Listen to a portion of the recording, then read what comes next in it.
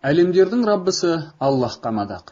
Пайғамбарымыз Мұхаммадқа, оның отбасына және сахабаларына Аллахтың игілігі мен сәлемі болсын. Назарларыңызға Рамазан айындағы ораза атты аудио кітабының келесі тарауын ұсынамыз. Қадір түні, Ләйләтул Қадыр. Қадір түнінің ұлықтығы мен артықшылығы жайында. Алла тағала былай деді. Аяттың мағыналық аудармасы. Негізінен оны, яғни Құранды Қадір түнінде түсірдік. Мұхаммад, Қадір түнінің не екенін білесің бе? Қадір түні 1000 айдан қайырлы.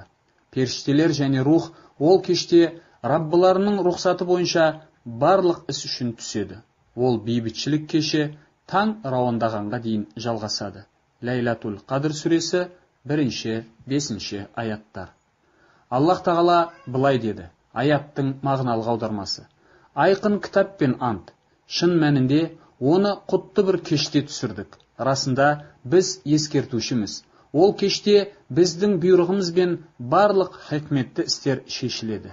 Ад-Духан сүресі 2-5 аяттар. Қатада бұл түнде келесі жылдың амалдары тағдырға жазылады деді. Тафсир ат-Табари 25-65. Ибн Аббас, оған Аллах разы болсын, былай деп баяндайтын. Аллах тағала Қадір түні Құранды толығымен және бірден сақтаулы тақтадан Лаухул Махфуз, ұлылық үйі деп аталатын көктің астыңғы қабатындағы орынға түсірді. Ол жұлдыздар бататын жерде орналасқан еді. Ал бұдан кейін Аллах Құранды өзінің пайғамбарына, оған Аллахтың игілігі мен сәлемі болсын, Жәбірейіл періште арқылы бөлек-бөлек түрлі жағдайларға байланысты 23 жыл бойы түсірді. Қараңыз, Тафсир ат-Табари 244, Әл-Мустадрак, Әл-Хаким 2530 және Тафсир ибн Касир 4685. Хабардың сенімділігін имам Әл-Хаким, Хафиз ибн Хаджар, Шейх Әл-Альбани мен Шейх Абдул-Қадир Әл-Арнаут растаған. Шейх Әл-Альбани былай деді. Ғалымдардың айтуынша Ибн Аббас бұл сөздерді өз атынан айтуы мүмкін емес. Ол мұны пайғамбардан оған Аллахтың игілігі мен сәлемі болсын естіген. Өйткені сахабалар ғайып, көмес, жасырын істер жайында өз атынан айтпайтын. Тыңдаңыз, Силсилатул Худа уан Нур номер 410. Анас ибн Малик былай деп айтқан. Рамазан кіргенде Аллахтың елшісі оған Аллахтың игілігі мен сәлемі болсын, расында сендерге бұл ай келді. Онда 1000 айдан да қайырлы бір түн бар. Сонда кім ол түннен махрум қалса, оның барлық игілігінен махрум қалады. Ал оның барлық игілігінен тек нағыз махрум болған адам ғана айырылып қалады деп айтты. Ибн Маджах 1289, хадистің сенімділігін Хафиз Әл-Мунзири және Шейх Әл-Альбани растаған. Қараңыз, Ас-Силсила Ас-Сахиха 1307. Қадір түні өзінің осындай атауын ұлы Аллахтың алдындағы алатын ұлы орны мен басқа күндер мен түндердің алдындағы артықшылығы себепті, сондай-ақ бұл түні адамдардың өмір мерзімі мен несібелері, сондай-ақ жыл бойы орын алатын нәрселер тағдырға жазылатындығы себепті алды. Қараңыз, Тайсирул Каримир Рахман 1017. Аллахтың елшісі, оған Аллахтың игілігі мен сәлемі болсын, былай деген. Шын мәнінде Қадір түні жер бетінде періштелер ұсақ тастардан да көп болады. Ат-Таялиси 2545, Ибн Хузайма 2223, Шейх Әл-Альбани хадисті Хасан деген. Қараңыз, Ас-Силсила Ас-Сахиха 2205. Қадір түні сөзсіз ең жақсы түн. Аллах тағала оны игі берекелі етті. Ол түні Құранды түсіріп, басқа түндерден ерекшеледі. Сондай-ақ осы түнді 1000 айдан да маңыздырақ қайырлы етті. Ал 1000 ай 83 жылға тең келеді екен. Хафиз ибн Раджаб, өз өмірін ешбір игілікке қол жеткізбей өткізген адам, қолдан жіберіп алғандарыңды қайта толықтыру үшін Қадір түнін пайдалан, өйткені бұл түн тұтас өмірге тең келеді ғой, деп айтқан. Қараңыз, Латаифул Маариф 191. Қадір түнінде құлшылық етуде ынта ыждағат таныту керектігі жайында. Аллахтың елшісі, оған Аллахтың игілігі мен сәлемі болсын, былай деді. Кім Қадір түнін Аллахтың сый сауабына иман келтірген және үміт еткен күйде намаз оқумен өткізсе, оның бұрынғы күнәлары кешіріледі. Әл-Бухари 38, Муслим 760. Айша пайғамбарымыздан оған Аллахтың игілігі мен сәлемі болсын: "Уа Аллахтың елшісі, егер мен қадір түнін кіргені туралы білсем, не айтуым керек?" деп сұрағаны хабарланады. Ол оған Аллахтың игілігі мен сәлемі болсын: "Уа Аллах, расында сен кешірімдісің, кешіруді жақсы көресің, мені кешіре көр" деп айт деді. Ат-Тирмизи, Ибн Маджах, Аль-Хаким, Иман Абу Иса Ат-Тирмизи, Аль-Хаким және Шейх Аль-Альбани хадисті сахих деген. Қараңыз Сахих Аль-Джами 4423. Аллахумма иннака афун тухиббул афва фа'фу анни. Осы хадистерді атап болған соң, Хафиз Ибн Раджаб былай деді: Суфиян Ас-Саури қадір түні дұға ету мен үшін намаз оқудан да сүйіктірек дейтін. Суфиянның айтпақшы болғаны, көп дұға ету дұға жиі айтылмайтын намаздан артық. Алайда егер адам Құранды оқып дұға ететін болса, онда әрине бұл жақсырақ.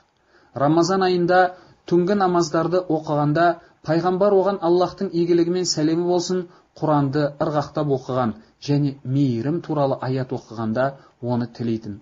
Азап туралы аят оқыса, одан пана сұрайтын. Осылайша ол намаз бен Құранды, дұға мен зікірді біріктіретін.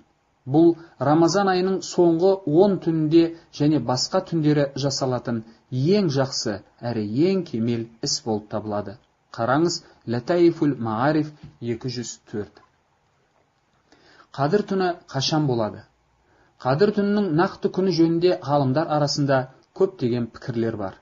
Алайда олардың барлығы Қадір түнінің Рамазанның соңғы 10 түндерінің бірінде екендігіне бір ауыздан келіскен. Ол туралы пайғамбар оған Аллахтың игілігі мен сәлемі болсын былай деп хабарлаған: Қадір түнін Рамазанның соңғы 10 тақ түндерінің бірінде күтіңдер. Әл-Бухари 2017, Муслим 1169. Имам Абу Иса Ат-Тирмизи пайғамбардан оған Аллахтың игілігі мен сәлемі болсын Қадір түні Рамазан айының 21-ші, 23-ші, 25-ші, 27-ші және соңғы түніне сай келгені жеткен. Қараңыз Сунан Ат-Тирмизи 1372. Әл-Музани және Ибн Хузайма сынды имамдар осы тақырыптағы хабарлардың барлығын жинап, Қадір түні әр жыл сайын ауысып тұрады деген. Қараңыз Сахих Ибн Хузайма 329. Осы пікірді Хафиз Ибн Хаджар да таңдаған. Ол былай деген: ең дұрыс пікірге сәйкес ол Қадір түні Рамазанның соңғы 10 түндерінің бірі болып табылады, әрі тақ түнге сай келеді. Оның үстіне бұл тараудағы хадистерден анық болып отырғандай, ол әр жыл сайын әр түрлі күндерге сай келеді. Қараңыз Фатхул Бари 4326. Ғалымдардың айтуынша, Қадір түнінің нақты күні белгісіз болуының даналығы мұсылмандар тек осы күнгі құлшылықтарында ғана сенім артып қоймай, Рамазан айының соңғы 10 түндерінің барлығын құлшылықта өткізулері үшін осылай болуы мүмкін. Аллахтың елшісінің оған Аллахтың игілігі мен сәлемі болсын өзі де Рамазанның соңғы 10 түнінің барлығында да құлшылықта ерекше ынта танытатын. Бұл туралы Айша Рамазанның соңғы 10 күндері келгенде Аллахтың елшісі оған Аллахтың игілігі мен сәлемі болсын түндерін намазмен өткізген, отбасы мүшелерін оятқан және құлшылықтарында ерекше ынта танытқан деп айтатын. Әл-Бухари 2024, Муслим 1174. Қадір түнінің белгілері жайында. Убада ибн Самиттен Аллахтың елшісі оған Аллахтың игілігі мен сәлем болсын Қадір түнінің белгілері туралы былай деп айтқаны жеткізіледі. Қадір түнінің белгісі оның тұнық әрі жарық, ал ай сол түні бейне бір жарқырап тұрғандай болатыны. Ол тыныш және жайлы, суық та емес, ыстық та емес. Бұл түні таң атпайынша жұлдыздардың лақтырылуына рұқсат берілмейді. Оның тағы бір белгісі таңертең күн сәулесіз, толғанай секілді түзу болып шығады. Әрі шайтандарға онымен бірге шығуға рұқсат етілмейді. Ахмад 5324, Хафиз Әл-Хайсами Маджмауз Заваидте бұл хадистің барлық жеткізушілері сенімге ие екендігін айтқан. Ал Хафиз Ибн Касир иснадын Хасан деп атаған. Қараңыз Тафсир Ибн Касир 4255. Шейх Ибн Усаймин Ал осы түні иттер мүлдем үрмейді, немесе аз үреді деген хабарларға келер болсақ, онда олар шындыққа сай емес деп айтқан. Қараңыз, Шархул Мумте 6.499. Бірақ Рамазанның соңғы 10 түндерінде Аллахқа шынайы ықыласпен және дұрыс құлшылық еткен әрбір мұсылман Қадір түнінде жасалған құлшылық үшін уәде етілген ұлы сыйын алады. Тіпті егер ол оның дәл қай түні өтіп кеткенін білмей қалған болса да.